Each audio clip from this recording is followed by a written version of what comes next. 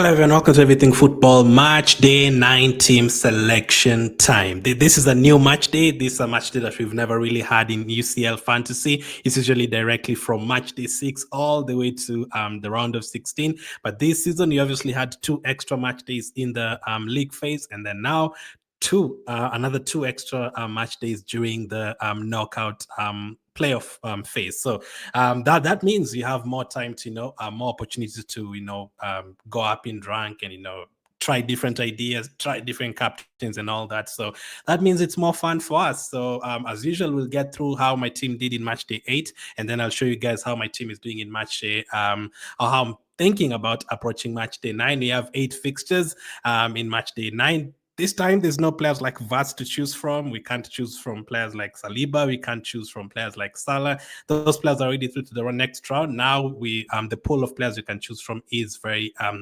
it's minimum from what it was last time, because it's less from what it was last time. There's another 8 teams, right? 8 teams that have gone out. Like 8, is it 8?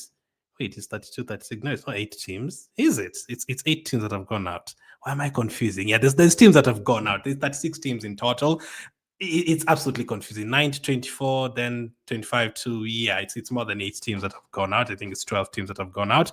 But now we have another 16 teams to choose from. So how is my team looking for match day 9? We'll get through that. But first, let's go through match day 8. So it was great in terms of match day 8, in terms of rank and all that. I went up to 514 in the overall rank. Very, very happy with that. I'm trying to get into the top 500 at least by the time you go to the round of 16, because by the time you get to the round of 16, many teams start to look similar when you get to the quarterfinals and all that. But right now, you have another opportunity to take advantage. So I had Soma in goal, who picked up 6 points. Inter Milan have been a machine for clean sheets. Grimaldo gave me 9 points. I'm very, very happy with that. No clean sheet for Gabriel. Got 3 points against Girona. Schotterbeck got 4 points. Bastoni got 2 points. So not the best returns from the defense. I think the previous match, all the defenders returned for me. Midfield, Sane. I was trying to choose between Sane and I think it was Musiala or someone. Was it Musiala? Yeah, and I decided to pick Sane. Wasn't much of a difference. Bayern didn't score as many goals I expected them to do. So Sane 3 goals, disappointing in an easy fixture like that. Odegaard 2 points, disappointing as well. But I already had Odegaard in my team from the previous match. Then I had other things to do with the team, so I couldn't really take out players like Odegaard.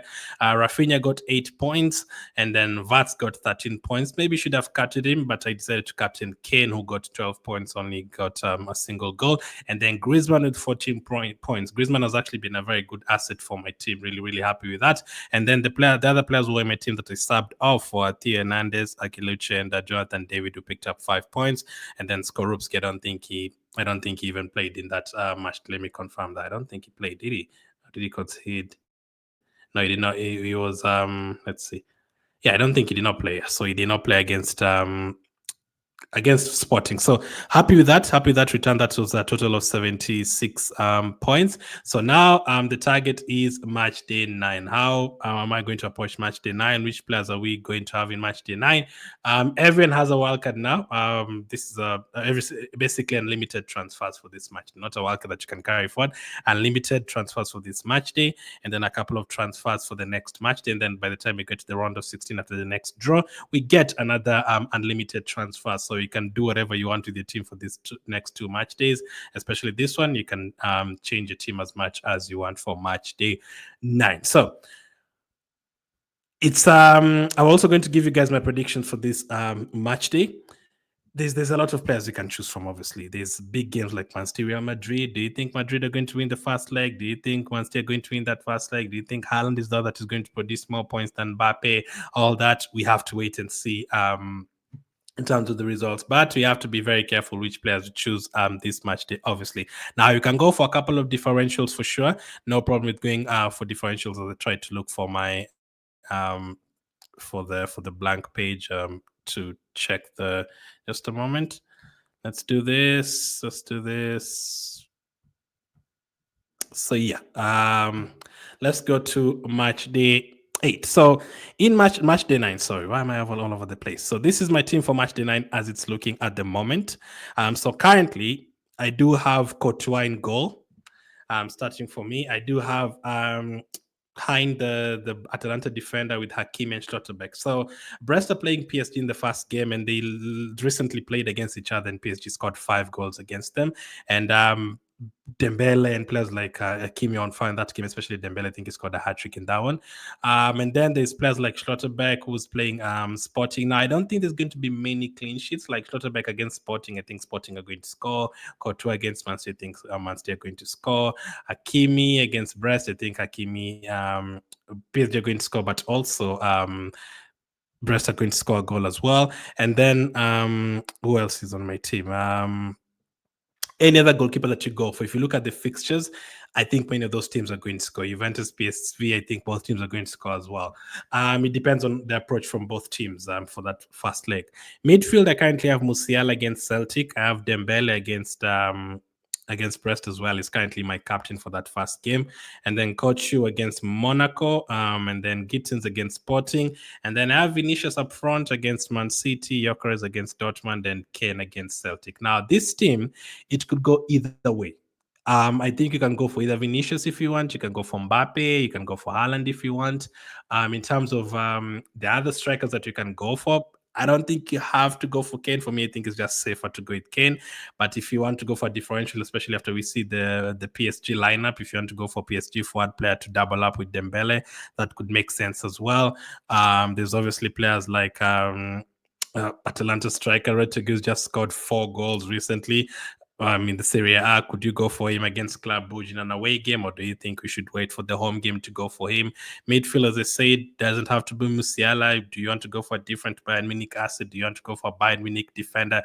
That is how my team is looking at the moment, but there's definitely going to be changes. There's going to be a deadline stream tomorrow, so make sure to join for that. But there's going to be changes for sure. I'm looking at, I don't know if it's okay to go without any Man City players. Both Madrid and Man City have been conceding goals, so maybe it's going to be a high scoring game. Maybe that is going to be the case. So let me give you guys my predictions.